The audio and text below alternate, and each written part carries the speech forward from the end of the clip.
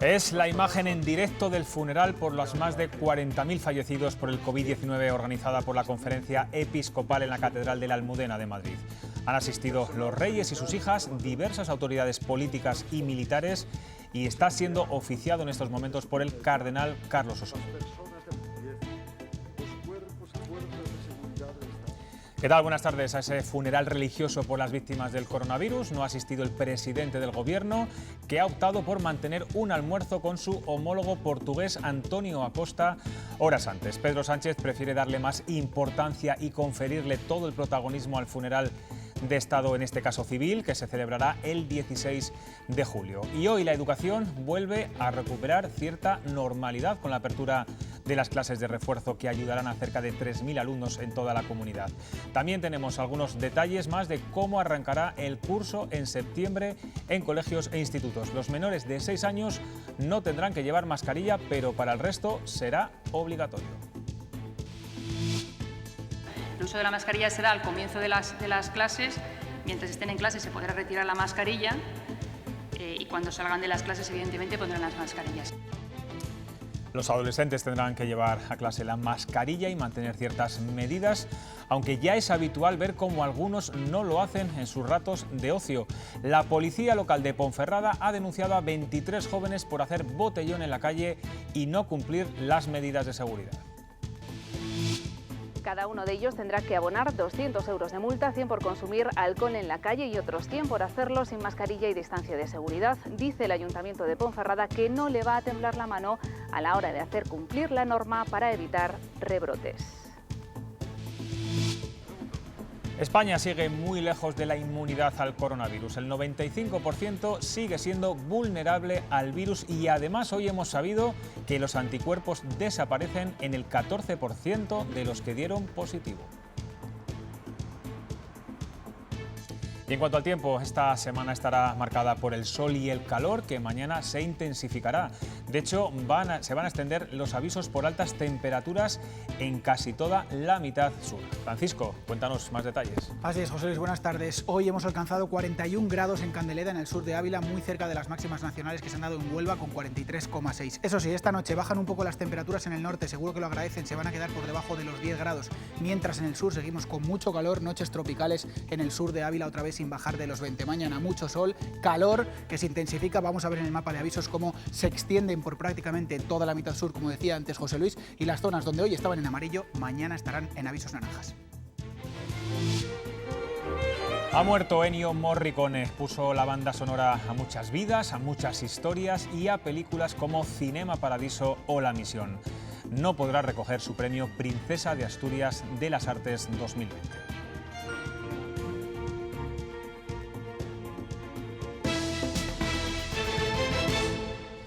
Hace media hora ha comenzado en la Catedral de la Almudena de Madrid el funeral religioso organizado por la Conferencia Episcopal por los más de 40.000 fallecidos por la pandemia del COVID-19 en España. Una ceremonia a la que no ha asistido el presidente del gobierno por tener una comida con su homólogo portugués, pero en la que sí están otras autoridades, entre ellas los reyes y sus hijas. Daniel de la Fuente está allí. Hay presencia socialista del gobierno, pero en este caso no de Podemos. Pues no hay nadie de Podemos. ¿Qué tal? Muy buenas tardes. Ni siquiera Pablo Iglesias, que en su agenda oficial no tenía programado ningún acto para esta hora. Entre esas ausencias también destacables está la del ministro de Sanidad, Salvador Illa, que sí que tenía una reunión programada para las 6:30, o la del propio presidente del gobierno, Pedro Sánchez, que como decíais está en Portugal. Sí que ha asistido Carmen Calvo en representación del Ejecutivo, junto a otros representantes de otros partidos como Pablo Casado por el Partido Popular, Edmundo Val por Ciudadanos o Iván Espinosa de los Monteros por Vox. Han asistido 70 familiares en representación de las víctimas del coronavirus y también los agentes sociales que han estado en primera línea de batalla contra el virus, como son las fuerzas y cuerpos de seguridad del Estado o los propios sanitarios. Una ceremonia religiosa esta que se celebra 10 días antes de la ceremonia civil que se ha organizado por parte del Gobierno de España, que tendrá lugar ese 16 de julio, en la que el presidente del Gobierno previsiblemente sí que estará. En los discursos que se han dado, pues se ha hecho hincapié en el dolor de las víctimas y de las familias por no poder despedirlas, y se emplazan a que próximamente con estas ceremonias se les haga honor como se merecen. Gracias, Daniel. Solo 5 de cada 10 españoles se ha contagiado de COVID-19. En Castilla y León el dato es un poco mejor, casi 8 de cada 10. Estas cifras las confirma hoy la tercera y última oleada del estudio de seroprevalencia, que ofrece otro sorprendente dato. Los anticuerpos han desaparecido en el 14% de los que tenían el positivo en la primera oleada hace apenas 2 meses, en mayo. La última parte del estudio confirma lo que ya nos dijeron las dos primeras. 5,2% de personas en España, en el global de España, tienen anticuerpos. Son solo 2 décimas más que en las anteriores oleadas. Dicho de otro modo, el 95% de los españoles no se ha contagiado del coronavirus. La gran novedad es que el 14% de las personas que en mayo tenían anticuerpos los ha perdido 2 meses después. Y ha ocurrido más entre quienes no han tenido síntomas. No de poder detectarlos no significa que esas personas no estén inmunológicamente protegidas. No implica con certeza que no haya inmunidad. Esto todavía hay que estudiarlo. Podemos tener células de memoria que en cuanto se vuelve uno a exponer al virus generen los anticuerpos necesarios para responder. El estudio también revela que la tasa de contagio entre sanitarios es el doble que en la población general, el 10% frente al 5,2%. También el personal sanitario que atiende instituciones como son las residencias, etcétera. Es un poco menor, pero también es importante. En Castilla y León la seroprevalencia es mayor que la media nacional. Aquí un 7,8% de los ciudadanos tiene anticuerpos. Soria y Segovia se confirman como las provincias españolas más castigadas por el coronavirus. Pues como veíamos, el 95% de la población sigue siendo vulnerable al coronavirus y los rebrotes no dejan de aparecer de forma diseminada por todo el país. Galicia y Cataluña son sin duda los puntos calientes. Lugo concentra más de la mitad de los positivos en Galicia y sigue confinada la comarca de A Mariña hasta el sábado, curiosamente el día antes de las elecciones gallegas. En Cataluña, la Generalitat admite transmisión comunitaria en Lérida y pide ayuda a sanitarios de toda la comunidad. Son controles para evitar la entrada y salida en el área sanitaria de A Mariña, en Lugo. Para los 70.000 habitantes de esta zona ha vuelto la cuarentena tras registrarse un rebrote de coronavirus con más de un centenar de afectados. Este foco surge a pocos días para las elecciones gallegas del próximo domingo. Para el presidente de la Xunta de Galicia no supone un problema para ejercer el derecho al voto. Ir a un colegio electoral en Galicia el próximo domingo pues es lo mismo que ir por poner un ejemplo de rigor, ir a una farmacia. No opinan lo mismo algunos alcaldes de este área sanitaria que ya han pedido el aplazamiento de los comicios en sus municipios. Pero el de Galicia no es el rebrote que más preocupa. En la comarca del Segriá, en Lérida, también se ha confinado a la población, 200.000 personas, para controlar hasta 8 brotes. La mayoría de contagios se han registrado entre temporeros de la campaña de la fruta. Está vinculado, me da la impresión, más al transporte y a las condiciones de alojamiento que al propio trabajo agrario. En total, 45 brotes siguen activos en todo el país desde el final del estado de alarma. En Castilla y León solo se mantiene el registrado en el Hospital Río Ortega de Valladolid, con 38 afectados. Fiestas no autorizadas o empresas agroalimentarias están siendo los principales focos de contagio. Pues uno de los orígenes de algunos rebrotes en algunas ciudades está en los botellones. Y en Ponferrada la policía local ha pasado a la acción y ha denunciado a 23 jóvenes por beber en la vía pública sin mascarilla y sin mantener las distancias. Hay sanciones para todos. La multa pretende sentar un precedente para concienciar a la gente joven que se comportó de forma extraordinaria durante el confinamiento, pero a la que ahora le cuesta mantener las normas de seguridad. Cada uno de los jóvenes que se reunió en esta plaza este fin de semana tendrá que abonar una multa de 200 euros, 100 por consumir alcohol en la vía pública y otros 100 por hacerlo sin mascarilla y sin guardar la distancia de seguridad. La Policía Municipal de Ponferrada insiste en que los botellones son un foco muy alto de contagio de coronavirus y hay que evitarlos. Lo hicieron fenomenal durante el confinamiento. Apenas tuvimos intervenciones con adolescentes y con jóvenes, pero en este momento es difícil convencerles de que es un riesgo para ello y son un riesgo todas estas conductas. El 21 de junio las fronteras españolas del espacio Schengen se reabrieron después de más de 3 meses cerradas y el 1 de julio lo hicieron las de terceros países que la Comisión Europea ha considerado seguros. Ello ha supuesto la entrada de miles de personas, sobre todo turistas, ahora en verano, y con ellas un cierto riesgo de que se importen casos de COVID-19 desde el extranjero. Tanto es así que en Barajas se han detectado numerosos casos en los últimos días. Sanidad Exterior es una institución cuyas competencias son del Gobierno y que se encarga del control higiénico-sanitario de aviones y barcos para que no entren en nuestro país enfermedades infecciosas. Actuaron con la gripe A, con el ébola y con muchos otros virus y ahora están trabajando muy duro con el coronavirus. Tenemos a la presidenta de la Asociación de Médicos de Sanidad Exterior, María del Mar Faraco. Buenas tardes. Hola, buenas tardes. ¿Cómo de exhaustivo está siendo el control de las fronteras? Estamos viendo que en los aeropuertos se están llevando a cabo los controles visuales, de temperatura y por cuestionario. ¿Son suficientes para detectar la enfermedad? Como ya he dicho en otras ocasiones, realmente son un control primario que, bueno, pues algo puede detectar, pero no es la base del control de la enfermedad importada. La base va a ser el tener esa ficha de localización y rastrear cuando haya un positivo. Después, detectarlos directamente en frontera será un porcentaje pequeño. ¿De qué porcentaje estamos hablando, más o menos? ¿O qué porcentaje de personas que tengan coronavirus pueden entrar en los aeropuertos, por ejemplo? Pues no por cifras mías, sino cifras del CDC, que es el Centro de Control Europeo de Enfermedades.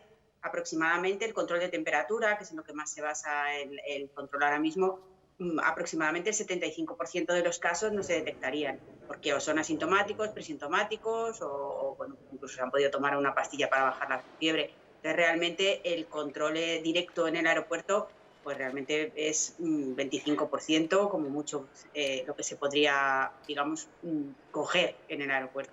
Desde luego que es una cifra preocupante, un porcentaje preocupante. Desde su asociación lamentan también que este tipo de controles no los hacen especialistas, sino personal de AENA que nada tiene que ver con la salud. ¿De qué tipo de profesionales estamos hablando? ¿Quiénes están controlando esas entradas?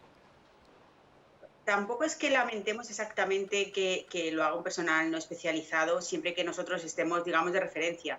El problema real es que siempre hemos sido muy pocos, seguimos siendo muy pocos, incluso para estar simplemente de último control y de supervisión, y que hayas tenido que ser, digamos, de forma rápida contratos de personal técnico no sanitario y luego ya sanitarios, que eso sí que hacen el control secundario por nosotros, porque es que no, o sea, cuando había pocos vuelos podíamos, pero ahora es imposible, somos muy pocos y no podemos hacer ni siquiera el control secundario. Entonces quedamos un poco de barrera final para derivar a la comunidad autónoma, para hacer luego los rastreos, y ya es nuestro trabajo más habitual.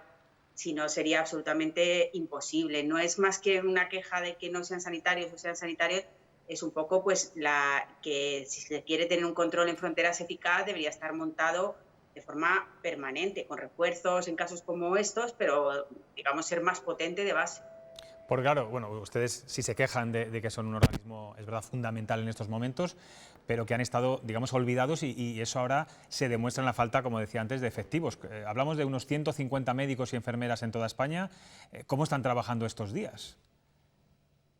Pues ahora que ya se han aparecido, pues eso, el personal de refuerzo, más las cámaras térmicas, y han ido poco a poco y cada vez, digamos, engrasándose un poco más el sistema, pues hemos descansado un poco de ese control de aeropuertos, que incluso con los aeropuertos cerrados, en algunos aeropuertos ha sido extenuante, porque entraba gente, lo que pasa es que eran vuelos permitidos, esenciales. Luego ha habido un tiempo ahí intermedio entre el 21 y el 1, que también ha sido bastante duro para nosotros. Ahora, bueno, pues estamos un poco ya más en la retaguardia, pero es que no hemos dejado de hacer nuestras tareas, que están otra vez en aumento, controles en buques, centros de vacunación internacional, que ahora viaja poco la gente, pero empiezan a animarse, etcétera, etcétera. Entonces, no es que estemos solo en el aeropuerto, es que hacemos muchas otras tareas y de repente se nos suma un control diario de vuelos por la mañana, por la tarde y por la noche. Para evitar ese dato, bueno, un poco preocupante, como decía antes, del un 75% que pueda entrar de personas contagiadas por el coronavirus en España, yo no sé si es posible realizar test PCRs a todos los viajeros que aterricen en España o estamos hablando de una medida excesivamente cara. Es una medida realmente impracticable. O sea, entiendo que suena muy bien, pero estamos hablando de miles de viajeros, una prueba que tarda mínimo 4 horas, habría que tener una infraestructura, unas zonas de separación. Eso es impracticable. Si abres fronteras, igual que si abres fronteras interiores, tienes que asumir un riesgo. Y ese riesgo lo vamos a controlar fundamentalmente sabiendo dónde están esas personas que han entrado, a dónde se han ido, en qué hotel están, sus datos de contacto, y si dan un positivo poder rastrear a los, como se hace en España, digamos, pero a nivel de medio de transporte, avión, barco, etc. Intentar plantear una PCR en destino a todo el que llega, no podemos abrir las fronteras con esa medida, es imposible. Pues María del Mar Faraco, mucha suerte y mucho ánimo en este trabajo duro que les espera estos días. Me consta que tiene que desplazarse a cualquier lugar casi de la costa y en Huelva donde está, porque en cualquier momento puede llegar un barco o un buque con personas afectadas y tienen que estar ahí trabajando al pie del cañón. Muchas gracias. Muchas gracias a vosotros.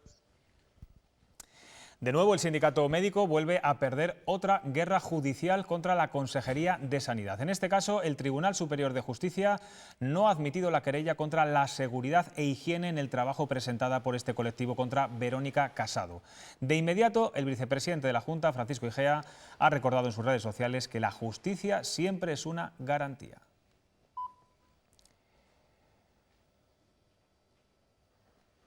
Seguramente si ustedes están de vacaciones o se van a ir estos días estén muy pendientes de si hay rebrotes en las zonas donde tengan reservada su estancia. Hoy nos preguntamos qué pasaría si un brote nos pilla de vacaciones en la playa o si podemos cancelar antes de ir si se detectan muchos casos en ese lugar. La clave, nos dice el sector, es tener un seguro.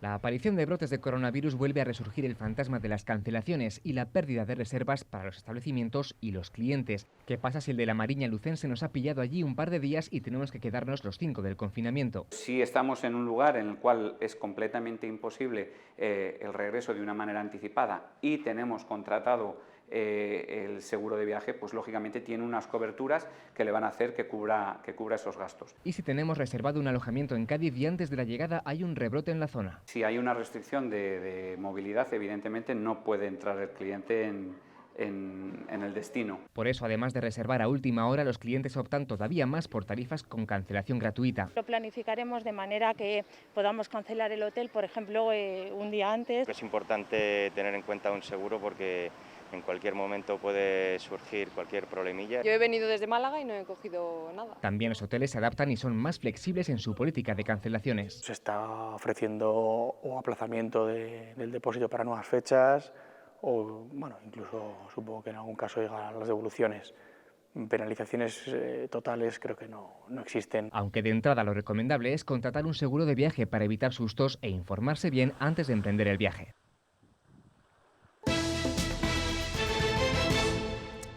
Después de semanas de incertidumbre, por fin sabemos cuáles serán las medidas de seguridad del COVID-19 en colegios e institutos. Grupos burbuja, mascarillas, ventilar 3 veces al día o limpieza de las aulas de música e informática después de cada clase. Así comenzará el próximo curso. En septiembre, para volver a clase, los alumnos no pueden olvidar la mochila y la mascarilla. Mientras estén en clase se podrá retirar la mascarilla. Y cuando salgan de las clases, evidentemente, pondrán las mascarillas. Habrá más profesores para garantizar la separación de los alumnos. De entre 550 a 600 docentes más en los centros públicos de la comunidad. A ellos habría que sumar el incremento de docentes que se necesiten en la enseñanza concertada. Entre los 3 y los 6 años, los niños formarán grupos burbuja de entre 22 y 25 alumnos sin contacto con el resto. Para ello, cada grupo estable de convivencia deberá tener asignado un acceso, zonas de paso, de recreo, comedor, aseos.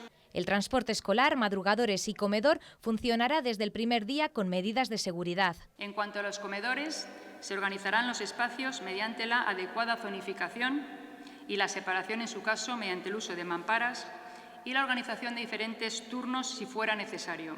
Si se sospecha de un alumno como posible contagiado, aislamiento y llamada al 112. Dejarle en una zona aislada del resto, tomarle la temperatura. Los profesores tendrán que estar preparados para enseñar a distancia y se triplicarán las tablets y ordenadores para impartir educación online si es necesario. Los que ya han empezado a dar clase, en este caso de refuerzo, son los casi 3.000 alumnos de Castilla y León de sexto de primaria, cuarto de la ESO y segundo de bachillerato que necesitan apoyo académico. No superan los 11 por aula. Tanto los alumnos como los profesores tenían ganas de volver a las aulas. El feedback que tienes cuando les ves directamente y ves si lo entienden o no, La alegría que ponen en la cara cuando lo acaban de entender o esa preocupación, eso no lo captas. Estas son clases de refuerzo para los que han suspendido lengua, matemáticas o inglés. Tienen 2 horas de lengua y 2 horas de matemáticas todos los días. Al final nos va a quedar más. Pero también para quienes quieren reforzar los conocimientos adquiridos. Es la primera vez que esta iniciativa se lleva a cabo en primaria. Les he hecho un repaso del tema 1 al 4 para ver cómo iban y cómo venían los niños, si se acordaban de algo, si no. Así me ayuda más a estar reforzando lo que he dado yo en casa y no entendí alguna cosa. Es una experiencia piloto de lo que será la vuelta a las clases. Es una ratio ideal, son 15-16 alumnos por aula, se cumplen perfectamente las medidas de seguridad, la distancia social. Aunque hay cambios que ya están sobre la mesa. Proponer ejercicios de actividades donde puedan trabajar en grupo. Y pues me planteo que no voy a poder hacerlo. Mascarillas, geles hidroalcohólicos y distancia van a ser los nuevos compañeros de los casi 3.000 estudiantes que participan en este programa educativo. Quien también volverá a las clases en septiembre será Rodrigo. Tiene 12 años y padece disfasia, un trastorno grave del lenguaje. Hasta este curso estudiaba en una unidad especializada y estaba integrado con el resto de compañeros.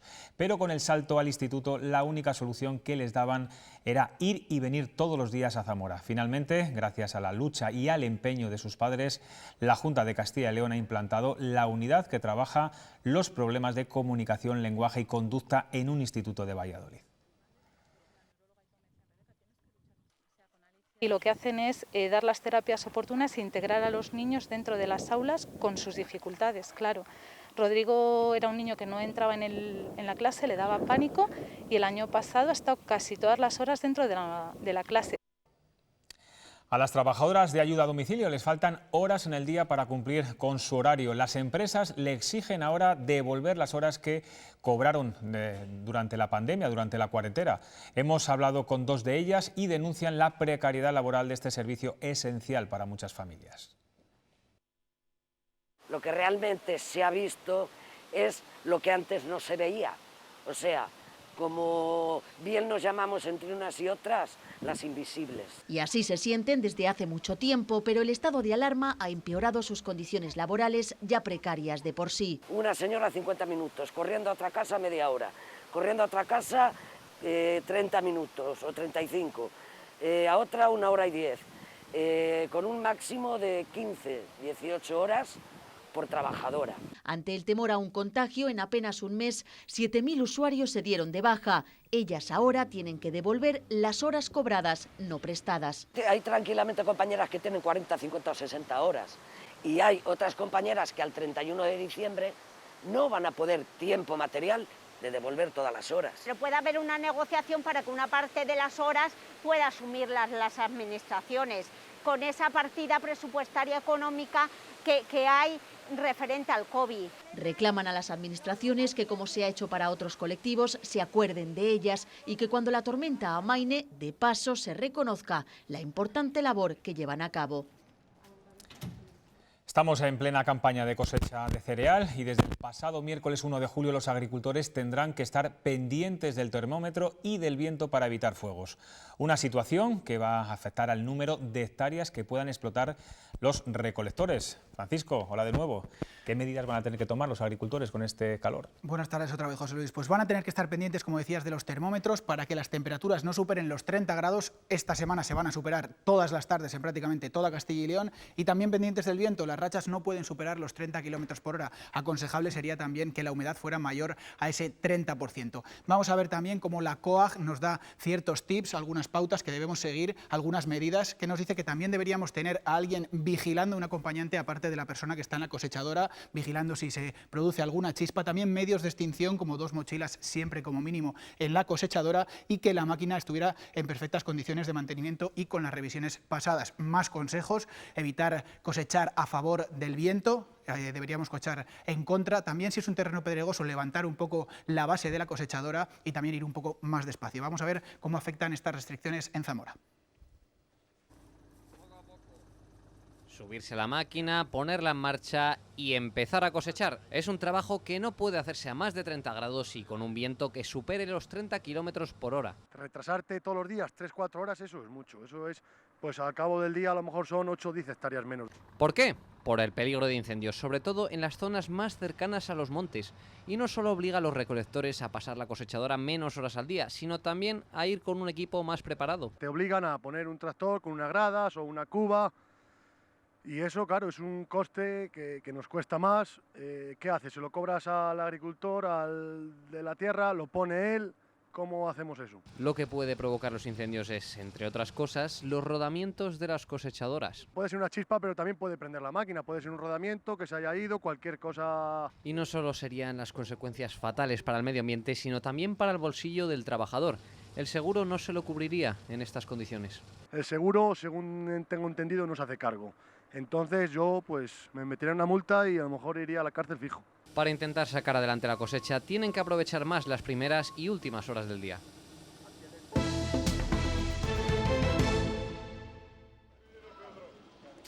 Frente común de España y Portugal para el próximo Consejo Europeo, en el que se debatirá cómo se repartirá el Fondo de Recuperación entre los países miembros.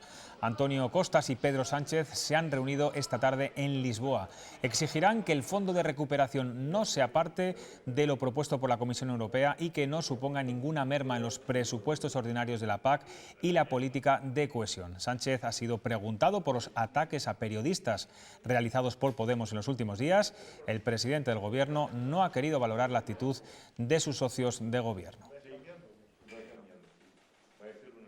A lo largo de mi trayectoria política he sido objeto de críticas positivas por parte de los medios de comunicación, no tan positivas por parte de algunos medios de comunicación, incluso desfavorables o muy desfavorables por parte de otros medios de comunicación. Y nunca he hecho valoración sobre ello. Y por tanto no voy a hacer valoraciones sobre, en este caso, un colega del gobierno. Recta final de la campaña electoral en Galicia y en el País Vasco. En Baracaldo ha participado hoy Alfonso Fernández Mañueco para apoyar al candidato Carlos Iturgaiz. El presidente de los populares en Castilla y León ha puesto como ejemplo el pacto de gobierno entre PP y Ciudadanos en nuestra comunidad como modelo de futuro y apuesta por el autonomismo útil. Además, Mañueco ha aprovechado para visitar y reunirse con los socios de la Casa de Zamora de este municipio vasco. El Gobierno de Castilla y León está sustentado en dos fuerzas políticas, el Partido Popular y Ciudadanos, como aquí presenta la candidatura conjunta Partido Popular y Ciudadanos. Ese proyecto de futuro, de defensa de la España diversa, pero a la vez de defensa de la unidad de España y de defensa del constitucionalismo. Y Ciudadanos quiere renovar el pacto antitransfugismo con todos los partidos y de momento ha citado por carta a Partido Socialista y Partido Popular el próximo miércoles. Dice la formación naranja que en la pandemia no se puede estar pensando en mociones de censura, a pesar de que su concejal en Guardo, en Palencia, apoyara una contra el Partido Socialista hace apenas 2 semanas. No se olviden, no se confundan, el transfugismo también es una forma de corrupción, es defraudar los votos de los ciudadanos. Si alguien le ofrece a alguien, oye, si me das un cargo, yo entonces me voy contigo y apoyo una moción de censura. La respuesta es no. No. Eso es lo que debe surgir de la boca del partido político que pudiera haberse beneficiado de esa situación. Les contamos ahora un terrible suceso que se ha producido hoy en Madrid. Una mujer ha matado a su hijo en un hostal, un niño de apenas 5 años, y después ella se ha suicidado. Nos vamos hasta allí. Benjamín López, ¿quién encontró los cuerpos? Saludos, José Luis. Fue a las 10:30 de esta mañana cuando el propietario del Hostal Levante, extrañado porque no escuchaba ruidos en la habitación desde hacía horas, decidió entrar y se encontró esa dramática estampa. La madre de 36 años y su hijo de 6 fallecidos habían llegado al hostal el sábado pasado y desde entonces habían tenido un comportamiento absolutamente normal. La policía y el juez han procedido al levantamiento de los cadáveres que han sido enviados al Instituto Anatómico Forense, donde se les va a practicar la autopsia para determinar exactamente las causas de la muerte, aunque la primera hipótesis que se baraja es que la madre asfixió a su hijo antes de quitarse ella misma la vida. Hoy ha comenzado el juicio por la propiedad del Pazo de Meirás en La Coruña, la que fue residencia de verano de Francisco Franco.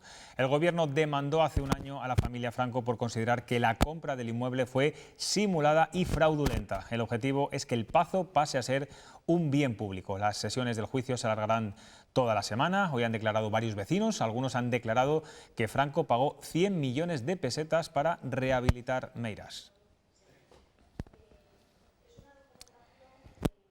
Y hoy, 6 de julio, sigue grabado a fuego en la memoria de muchos sorianos. Hace 20 años Soria vivió uno de los peores accidentes que se recuerdan. Chocaron en Golmayo un camión y un autobús. 28 personas murieron, la gran mayoría jóvenes estudiantes de entre 14 y 16 años. Eran de Barcelona e iban a un campamento a Aranda de Duero. El 6 de julio del año 2000, cerca de las 4 de la tarde, en la Nacional 122 en Golmayo se oía un fuerte ruido. Oímos un estruendo horrible, tremendo. Fue un golpe impresionante. Sabíamos que algo había pasado, lo que no sabíamos era lo que. Nadie imaginaba la magnitud de la tragedia. Un camión que transportaba cerdos invadía el carril contrario y chocaba con un autobús de estudiantes que viajaba a Aranda de Duero. Eso era mucho más que un accidente de autobús. Era algo terrible. El autobús todavía seguía arrancado. Era una de las primeras operaciones que tuvimos que hacer, parar el autobús. La consecuencia era todavía peor. En total fueron 28 fallecidos, en su mayoría estudiantes de 14 a 16 años. Los padres debían viajar desde Barcelona hasta Soria sin conocer qué había pasado. Lo peor que yo viví fue la comunicación a esos padres del fallecimiento de sus hijos. Los féretros en Los Pajaritos son una imagen difícil de olvidar.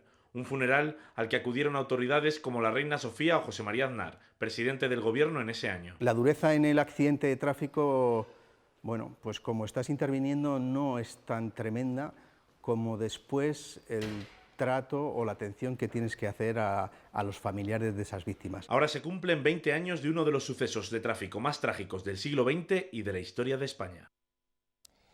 Cambiamos completamente de asunto. Los datos empiezan a confirmar la reactivación económica. Es el caso de la producción industrial del mes de mayo que hemos conocido hoy.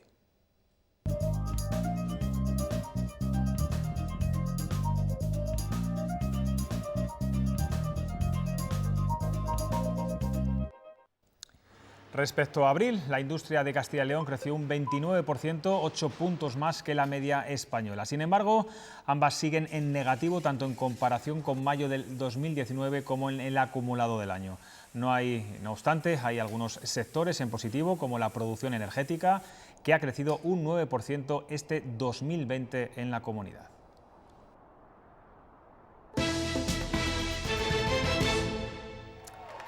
No ha habido chupinazo en Pamplona ni habrá Sanfermines este año, pero un gran pañuelo rojo desplegado en el ayuntamiento avisa de que los vivirán, a ser posible, el próximo año. 400 personas han aplaudido esta mañana este momento que ven. En el foro es el foro impuesto por la policía para conseguir respetar la distancia de seguridad. Se ha cumplido. Las fiestas de la capital navarra no se suspendían desde la Guerra Civil.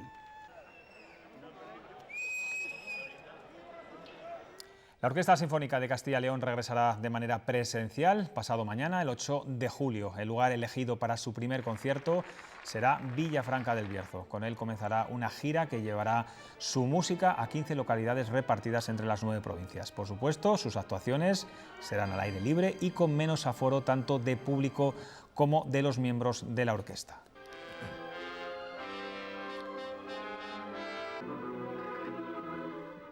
Romper estereotipos y realizar un homenaje a las mujeres emprendedoras del mundo rural. Ese es el trasfondo de la exposición Heroicas que podemos visitar en el Palacio de la Audiencia de Soria con un total de 66 fotografías que cuentan 11 historias con nombre y apellidos.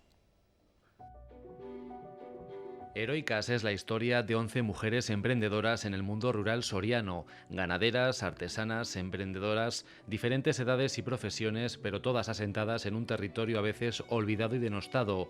Una exposición que quiere romper con los tópicos y dar una imagen de la mujer rural más adecuada a la realidad que vive y alejada de repetidos estereotipos. Queremos vender al mundo rural como una oportunidad porque ahora realmente el mundo rural lo estamos viendo como un sitio vacío, algo denostado, sin oportunidades y futuro. Y creemos que estas mujeres demuestran que hay oportunidades en el mundo rural, y estas mujeres que se han quedado, y no solo que se han quedado, sino que muchas de ellas han venido de las grandes ciudades a vivir al mundo rural y a tener ahí a sus familias, pues son realmente el futuro. Las 66 instantáneas son fruto de 2 años y medio de trabajo conjunto entre las fotógrafas Marta Roldán y Blanca Almazán. Yo quería hacer un proyecto conjunto y nada, empezamos a pensar y surgió la idea de hacer algo sobre la mujer.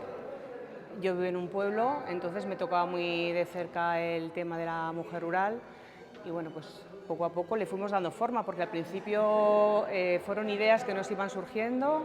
Heroicas puede visitarse en el Palacio de la Audiencia hasta el 18 de julio.